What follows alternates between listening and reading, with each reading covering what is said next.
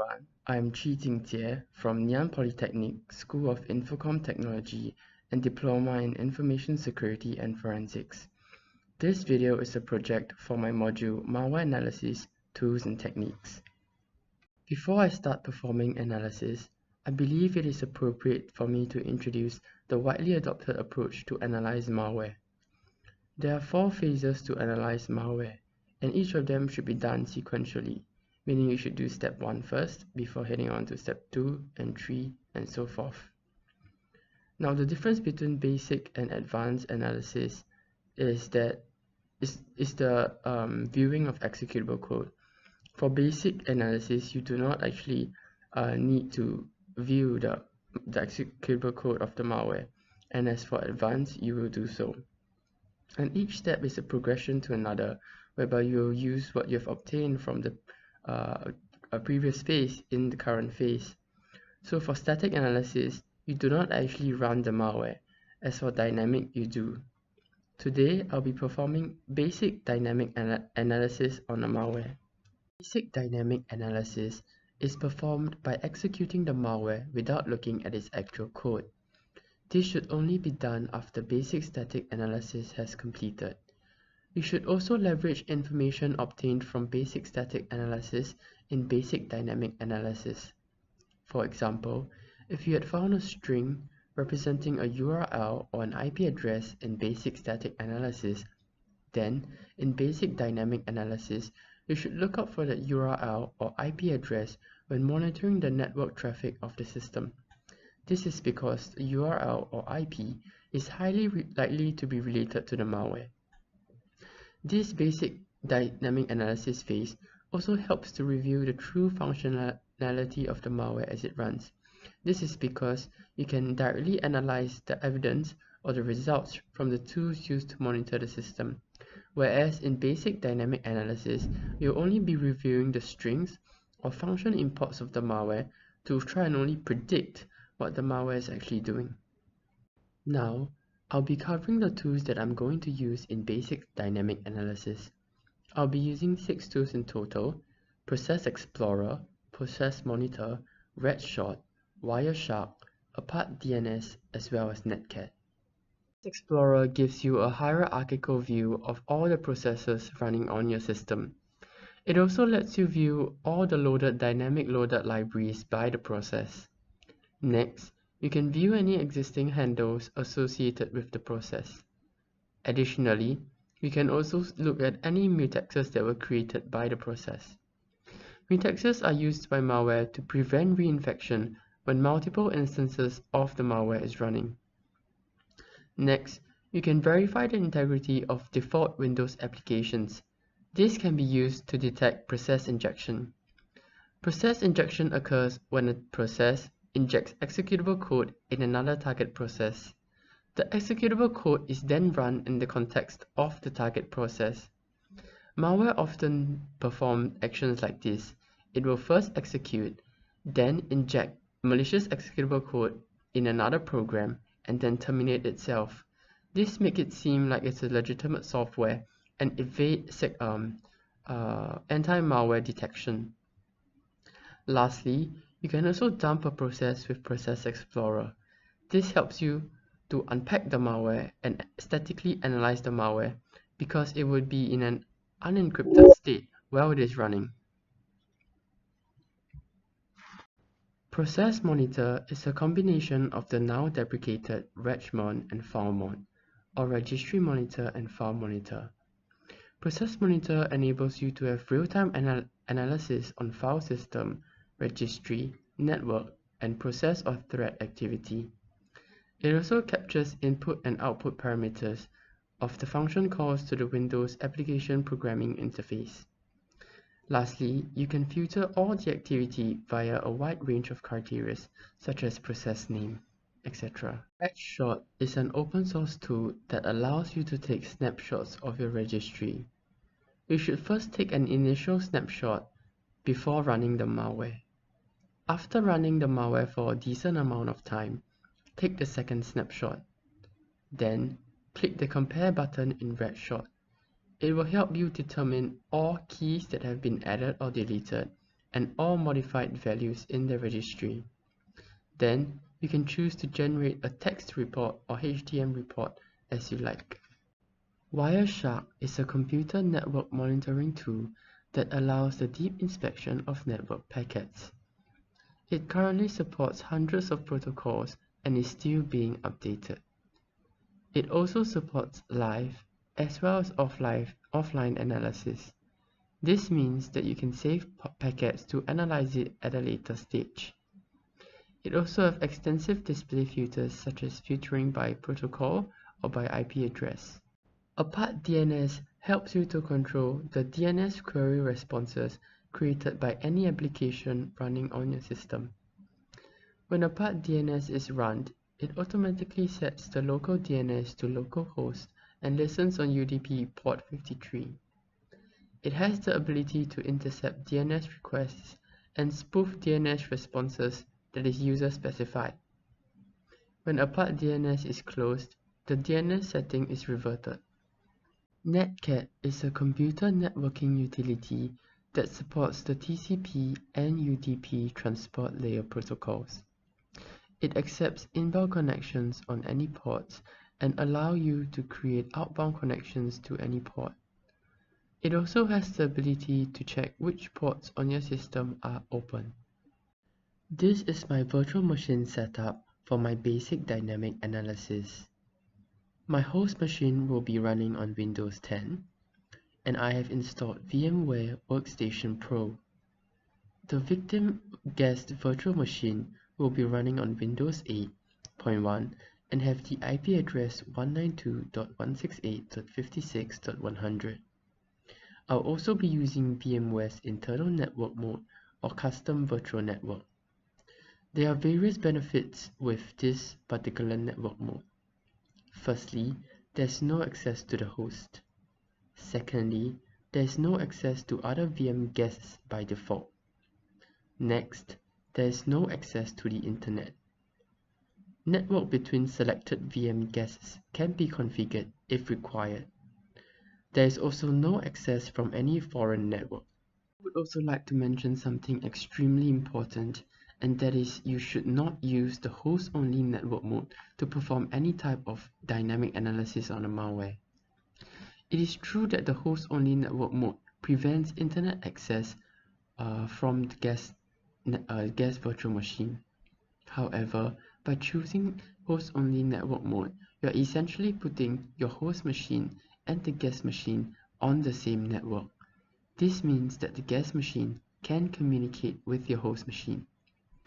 And if the malware is capable, it would be able to exploit any existing vulnerabilities on your host machine and gain access to it. Even the net network mode or network address translation mode is a better option. However, if the malware has networking capabilities, then your IP address might be leaked. Therefore, if you choose to use the network, you should on a VPN. So before actually performing basic dynamic analysis, I'll first upload the malware to hybrid analysis so I get an overview of the malware and see if I can extract any information that may be helpful in my basic dynamic analysis later on. So I've actually already uploaded the malware to save time, and here are the results. So for CrowdStrike Falcon static analysis, meaning that the executable file was not run at all. So just by looking at the code itself for the binary, CrowdStrike determined that it's completely clean. Whereas for MetaDefender, it detected that it's 13% malicious, and out of 30 antivirus detection engines, 4 engines actually detected it to be a malicious file. And out of those 4, 3 of them actually have classified it to be the exact same type, which is a Trojan registry disabler, and it's actually quite low for a detection result. So I've actually uploaded the file to be tested or analyzed in 2 different environments. Both are Windows 7, but one is 32-bit and the other is a 64-bit. So it runs in both environments, and I'm going to choose the one with a higher indicator, which is the 32-bit. Alright, So let's look at what the result has to show us. So it has a threat score of 100 upon 100, but the AV detection is only 7%. Okay, so right here, there is a written data to a remote process called calc.exe, which I think stands for calculator. So it might be some kind of process injection going on. So it has unusual entropy sections, which is classified under anti-reverse engineering. So it might be made it so that it's much difficult for static analysis. There are cryptographic related strings like two-fish dash, etc. And all these seem to be symmetric encryption. So it might be a ransomware, might be encrypting some kind of file. So you have some email addresses in memory or in the binary, and I've actually researched ChillCatSoft. It's essentially a C++ library created by someone so that it is much easier to code in C++. So it's like an abstraction layer, so you don't really have to deal with all the technical implementations. So there's also OpenSSH, so it might be that the malware create a secure shell connection to a remote server. There's also a creation of a new process, which is actually the same process that it's writing some data to. So some suspicious APIs like this sockets, so it means that they are network activities, and also creation of files, deletion of files, and termination of processes. There are two functions related to the checking of presence of the debuggers, so it might actually exit or terminate or do something else if a debugger is present. And there are functions related to the modification of registries, like opening the keys, creating keys. And it also gets the username of the current user. It might be used to steal data that is specific to a user. Okay, so next we have hooks. So it has a 10 out of 10 relevance.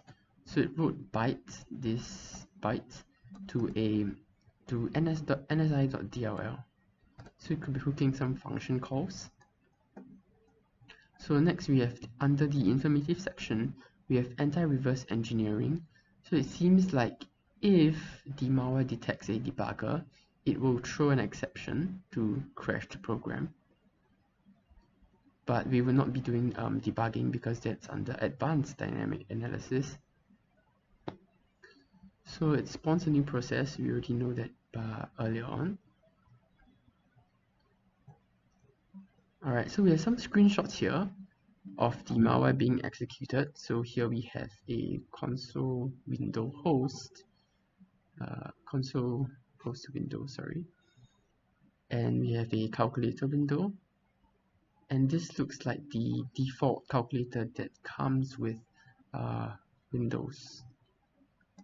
Alright, let's move back up and view the attack techniques and tactics of the malware. So the one that jumps out to me most is the one in red, which is process injection. Now process injection is basically injecting code into another target process so that the malicious code would then be run in the address space of the target process, and it would seem that the target process is actually performing the malicious actions instead, and it's a defense evasion technique that is used by malware. Okay, so the next one is hooking, and for hooking, actually the permissions required is an administrator level. So based on this, we can infer that there are actually maybe two possibilities. One is that the malware would prompt the user to execute it with elevated permissions. Since it's a Windows system, we'll be using UAC. And if it's not that possibility, then it might be using some kind of local exploit to gain privilege escalation to perform the hooking. So we know that it queries the registry based on the functions that we had seen earlier, and there's some data compression under exfiltration. So it seems like the malware has maybe compressed some files so that it becomes much smaller and easier for it to be uploaded to the attacker's server. Alright, so that's it for the hybrid analysis. Now moving on, we'll be using the tools to actually perform the actual basic dynamic analysis. Alright, so now let's perform our actual basic dynamic analysis on the malware. I have two applications opened here, Process Explorer as well as Process Monitor. Now let me try and execute the malware. So right from the beginning, I get a UAC alert pop-up telling me that Optimized Calculator would want elevated privileges for execution. This means that the program will be executed with administrator privileges. Alright, so if I head over to Process Explorer, once I executed the malware, it actually spawned two subprocessors, conhost.exe as well as calc.exe.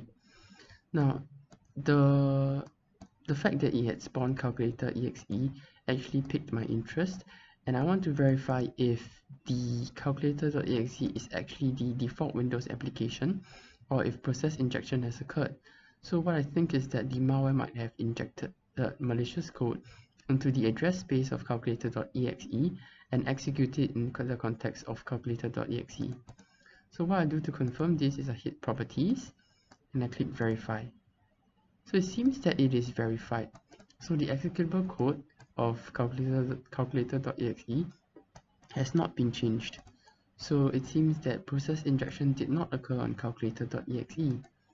So now let me try console host.exe, verify, and same thing, it is verified. So we can conclude that process injection did not actually occur. Now let's look at process monitor to see if what are the activity that was performed by the malware. I'm going to include a filter and then apply the filter, click OK. So it seems that these are all the activities that was captured by process monitor, and I don't see this bar shortening, and it appears that the calculator.exe had come to the malware had come to a standstill after it had spawned the calculator.exe process. Now you wouldn't know this right from the start, but I had actually interacted a lot with this malware, and what I've discovered earlier was that the malicious code will only be executed after the user has closed this calculator window application. So what I'm going to do now is close the calculator.exe, and I'm not sure if you saw that, but the malware itself actually grayed out and then disappeared. So there are a few possibilities of what happened. One, the malware might have been moved to another location, or it could be hidden, or it could be deleted. So if it was moved, I wouldn't know where it went, and if it was deleted, I wouldn't try and recover it. But what if it was actually hidden? So what I'm going to do now is check view hidden items, and it will allow me to see all hidden items.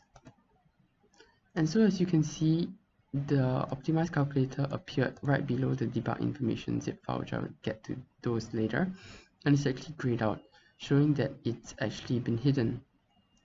So what I'm going to do now is head back to Process Explorer, and under View, lower pane view, I will click on Handles and scroll down, and I see some interesting stuff here. And these are, and what I'm referring to are called mutants, and mutants are actually created by malware to prevent reinfection if multiple instances of the malware is being executed. So there are mutants here called Polar Bear APT and Polar Bear Loves Fish, as well as Sandbox Escaper.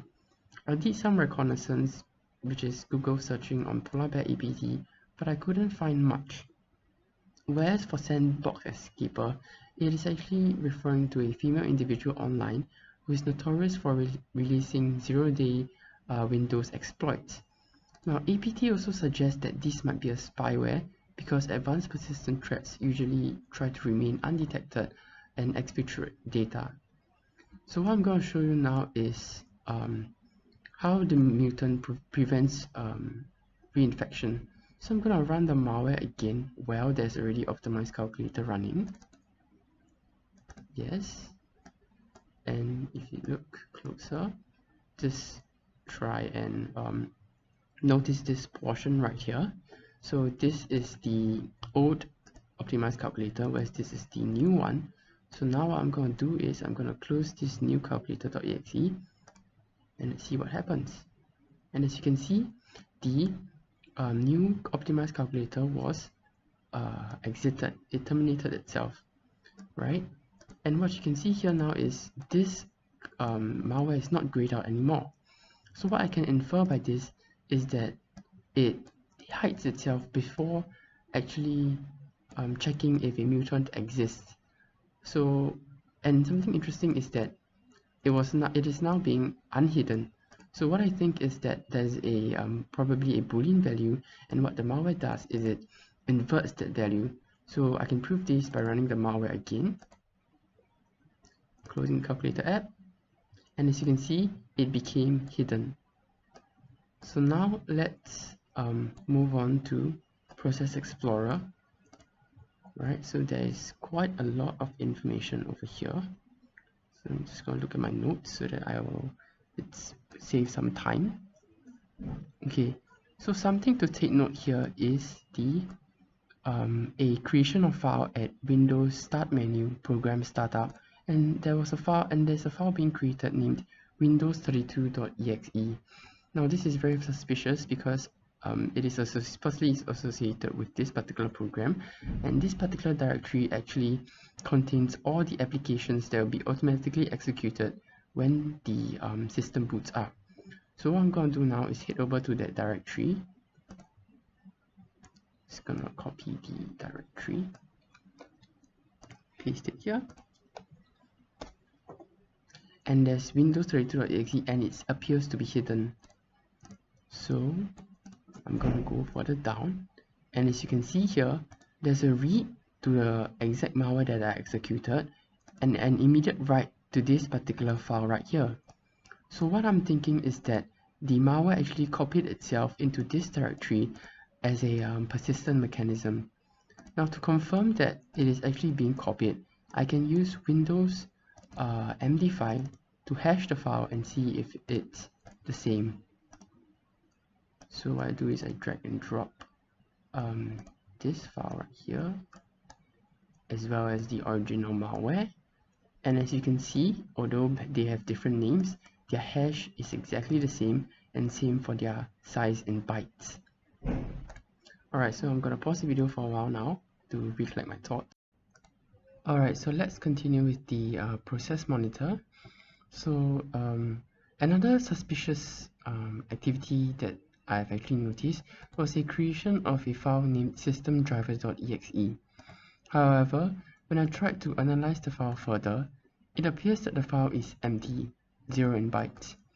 Now it is unlikely that the malware has failed to write to a file if it's supposed to, because I've run the malware actually many times now.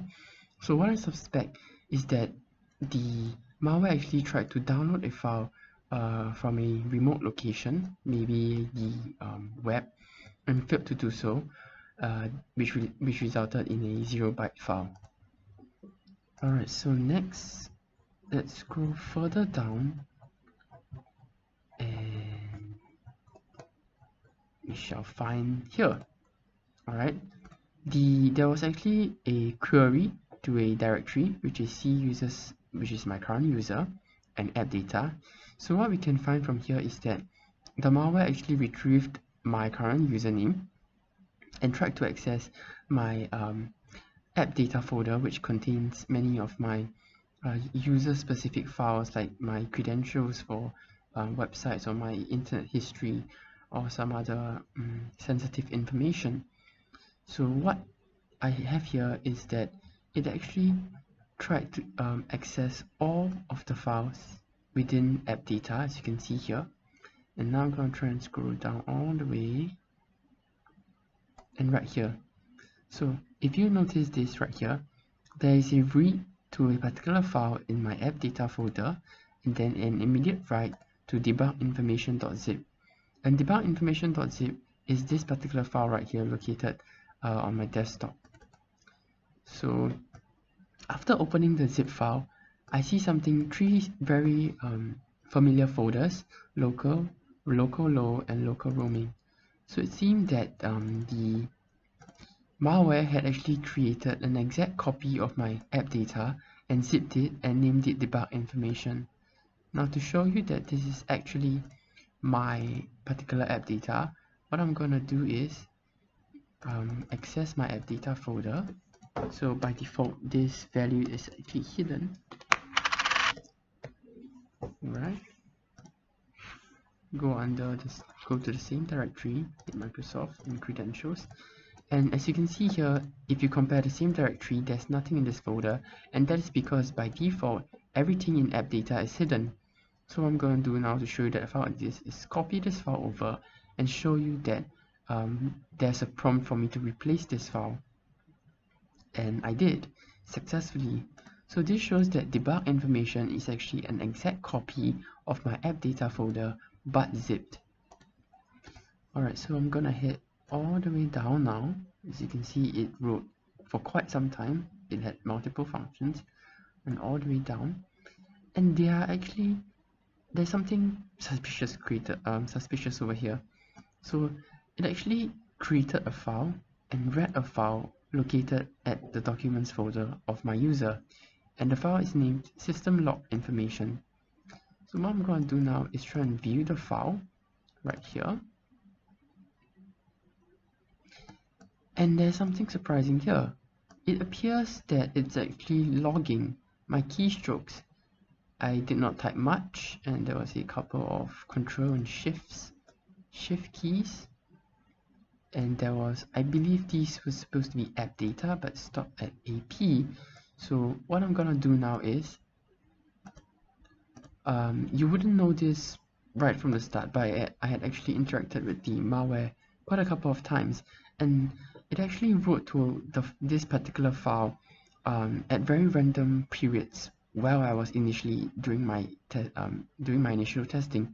And what I found out was, whenever I had active interaction with the virtual machine, there would be more writes to the file. And so what I discovered was that whenever I typed something on the keyboard, like now, as you can see, I'm typing, there's more and more events being created, which is a reading as well as a mostly writing to the system log information.txt. So what I'm going to do now is write, say, for MATT, I love MATT. So I'm going now is try and view the file, and as you can see here, it says MA, it missed out that T, I believe I missed it out, and I space love MATT.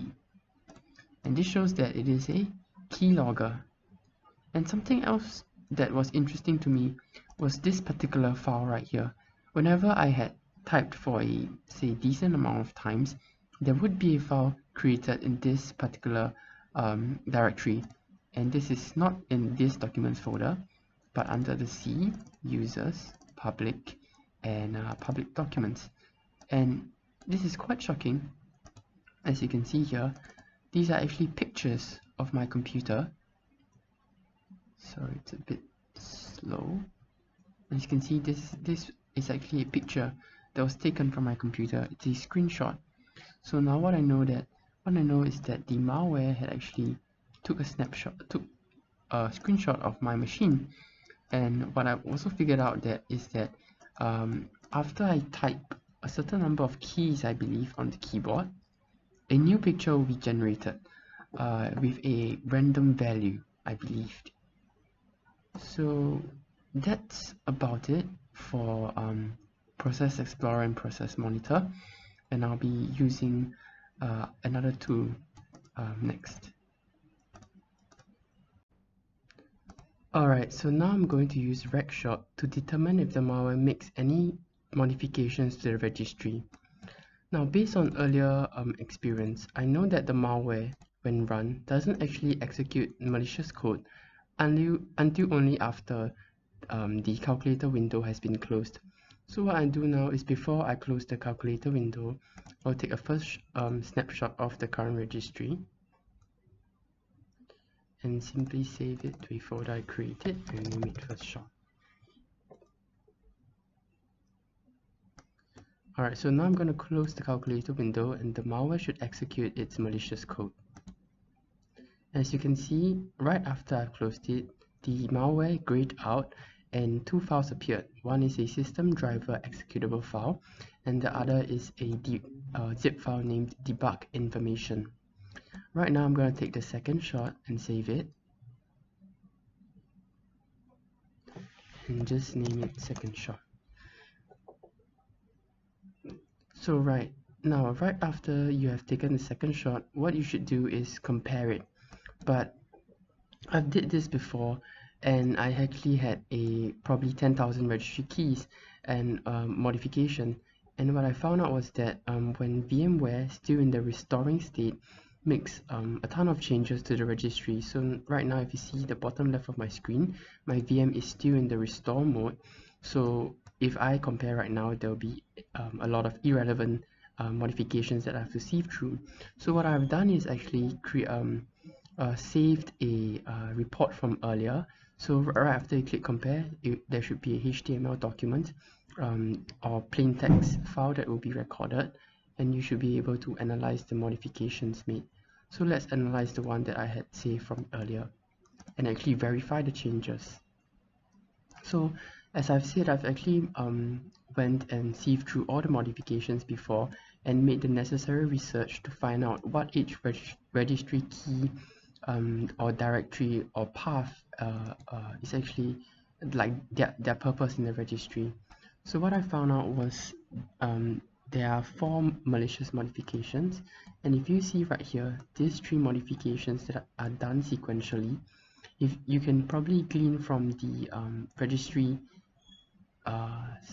key name itself that it might be disabling the task manager, disabling the registry tools as well.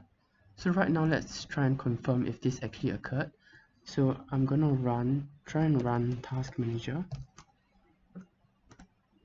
and I get a pop-up saying that my administrator has disabled task manager.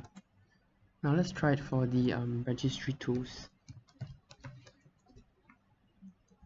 Oops, wrong name. Spell it.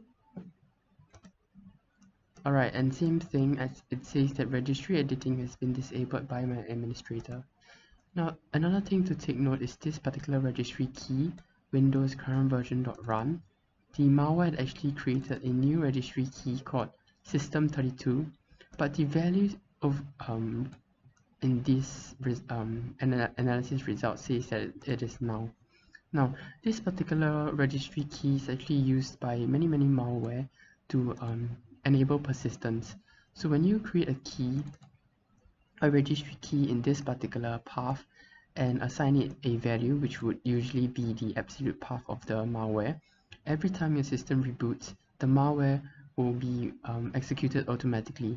So now in this scenario, it might be that the malware had failed to assign an appropriate value to the registry key, or maybe during the snapshotting process using regshot they had some kind of error. Now let's move down to the values being modified here. So one interesting key that has been modified is actually this profile list ref count. And what ref count stands for is a reference count to a profile, a user profile on the system. Now, it currently says here that the value is 5 and it has been incremented by 1 after the malware was executed.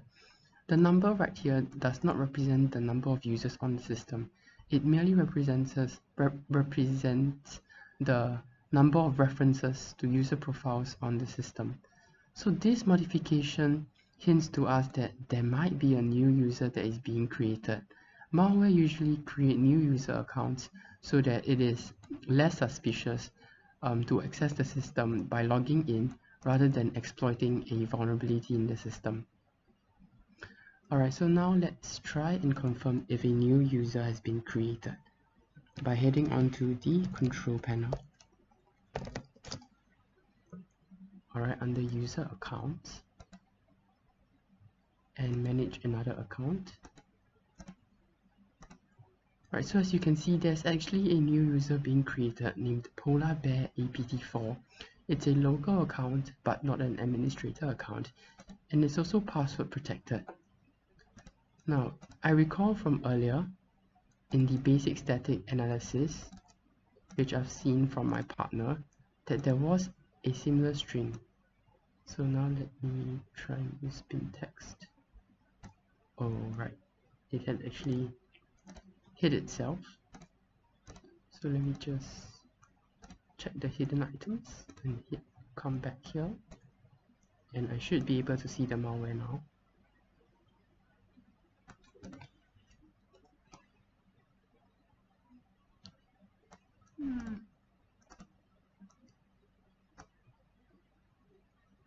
Right, it's over here, it's hidden, called optimized calculator. It was the same malware. I hit go.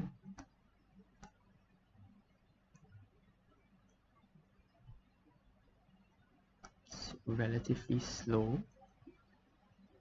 Alright, so it has actually completed. And right here, the string right here, Polar APT4, it is the exact name that was assigned to the user. And right below Polar Bear APT4 is another string called Polar Bear APT. This might be another string that is used to create a new user. However, it could also be the password of this particular user. So what I'm going to do right now is try this particular string as the password of the user and log in. And see if I can log in. So Polar Bear APT, I believe. Polar Bear APT, right? So can I log in? Right. Alright, so as you can see, I was able to log into the account. And that's, let me try and switch back to my user, but that's more or less for red shot. Now let me try and conclude what I found. Oops.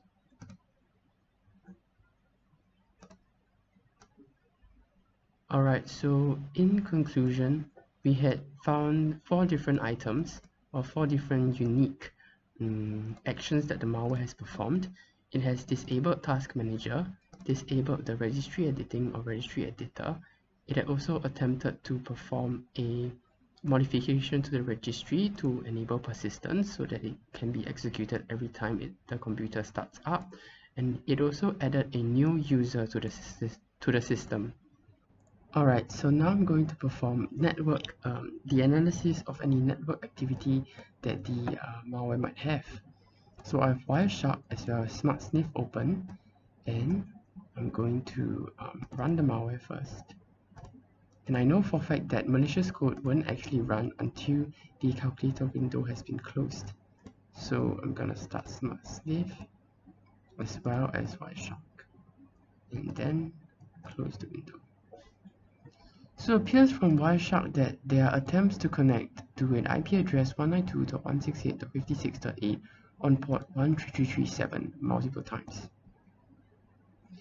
Whereas on SmartSniff, there is a connection to 117, and this seems a little cryptic,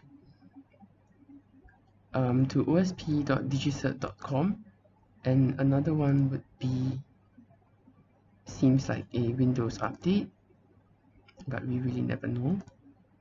And the last one here is the most suspicious file because of this name called systemdriver.exe, and this systemdriver.exe is visible here.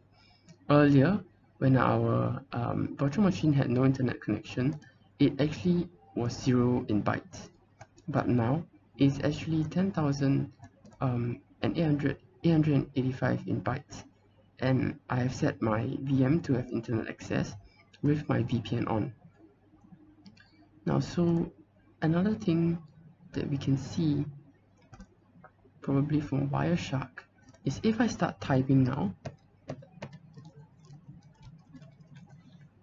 alright, there's a failed DNS request to this particular URL, www.evilremake.dx.am, and all these URLs and IP addresses can actually be found during basic static analysis. There is a private IP address and a port 13337 that we had actually found just now in Wireshark, as well as this evil remake.dx.am, and this is the particular resource that it would be sending a request to. And it's weird that there is a failed DNS request even though I have a working proper DNS server, and this might mean that the domain name is actually down or has been or is not in service anymore. So we have an private IP address here, which is quite weird for a malware to have.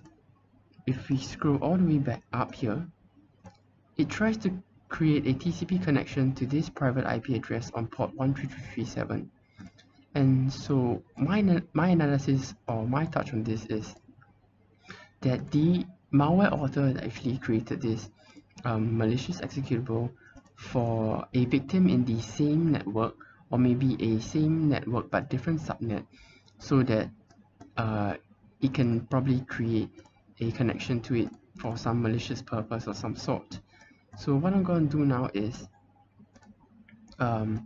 create a DNS server to spoof requests using Apate DNS. Alright. So what I'm going to do is so what this does is I'm configuring Apate DNS to respond to all DNS queries with 127.0.0.1, which is my local machine. And what I'm going to do is I'm going to start a command prompt and navigate to the netcat folder and start listening on port 80. So now I'm going to start typing again, and as you can see, there is a request being made, obviously to my netcat service right here, because the DNS request was spoofed, and it actually has what it seems to be the keylogged information, which can be found under the documents folder in systemlog.exe. And as you can see, it's an exact match of the file that we had discovered while using Process Explorer and Process Monitor earlier. So what I'm trying to find out right now is what happens after a TCP connection is made to this particular private IP address on port 13337. So what I've done is create a new virtual network and placed both my Windows 8 virtual machine and my Kali Linux virtual machine in the same network. And I've also assigned the Kali Linux the same IP which the malware would initiate a connection to. So next, I'm gonna start up netcat to listen for any type of connection verbosely on port 13337. Next, I'm going to start and execute the malware and close the calculator app and wait for it to execute. You should see two files pop up here.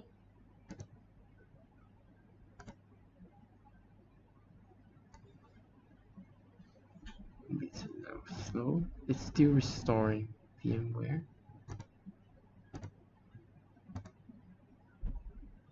Alright, so we have the system driver.executable and the debug information zip file. Is there a connection being made here?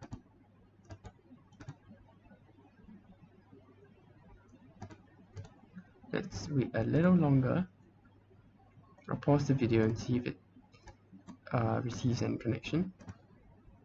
Alright, so after quite some time now, you can see there was a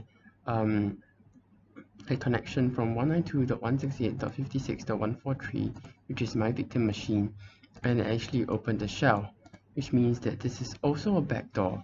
Now to confirm that I actually have access to the machine, and as you can see, I'm in the network group and my username is medstudent, and I'm just going to make a directory say I was here. Oops. And see if it reflects here. Yep, I was here was created. So that's more or less for the network activity that was that I've analyzed for the malware. To conclude, I will be covering the different functionalities of the malware that I have found with the various tools. For Process Explorer, I found out that it creates calc.exe and conhost.exe. I also discovered that the malware creates 3 different mutexes. For Process Monitor, I found out that the malware copied itself to the startup folder to enable persistence. Systemdriver.exe was also created at the same location where the malware is. The malware also zips the app data folder of the current user and saves it in its current location. It also logs keystrokes and stores it in the user's document folder. Lastly, it takes screenshots of the victims and stores it in the user's public documents folder. For Redshot, I discovered that it disabled the task manager and the registry editor. It also created a new user named PolarBearAPT4 with the password of PolarBearAPT. With Wireshark, I discovered that there was a download of a file named systemdriver.exe from a file hosting site called Anon Files. With SmartSniff, I found out that a JSON object was sent to evocreate.dx.am/receive.php with the key locked data. And with Netcat, I found out that the malware created a reverse TCP connection to the private IP address 192.168.56.8 and spawns a shell. After completing basic dynamic analysis on the malware, I have came to the conclusion on the type of the malware. Firstly, the malware is a Trojan because it disguises itself as a calculator or an optimized calculator. Next, the malware is also a spyware because it zips the app data folder of the current user for exfiltration. It also logs the keystrokes of the user and sends it to a domain that no longer exists or is no longer in service. Lastly, it also takes screenshots of the user intermittently. Next, it is also a backdoor because it creates a reverse TCP connection to a private IP address and spawns a shell for the attacker to control the machine. To conclude, there has been a drastic increase in the complexity and sophistication of malwares as we lead technology-integrated lives. Some of them are even capable of escaping sandboxes to infect underlying host machines. In this module, I learned the different approaches, precautions, and also acquired essential skills to perform proper malware analysis. Given my strong interest in malware, I proceeded to research and develop my own malware. To experience the process and pick up common mistakes malware authors may face is why I chose to develop my own malware. I feel fortunate to have taken this module and hope to interact with much more intriguing malwares in future. Thank you very much.